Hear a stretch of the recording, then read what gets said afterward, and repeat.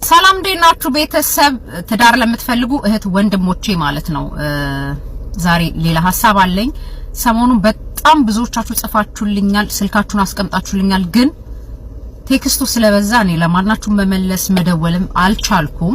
ስለዚህ ዛሬ ደግሞ እንደ አማራጭ እዚህ ኮሜንት ስር ትዳር ፈላጊ ከሆናችሁ ትዳር ፈልጋለሁ ብላችሁ ኮሜንት አስቀምጡ።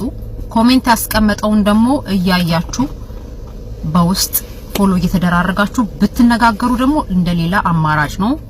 የማይመቻችሁ ልትኖሩ ትችላላችሁ። እኔ ላይቭ ስገባ አንዳንዶቻችሁ ቪዲዮ መክፈት አትፈልጉም።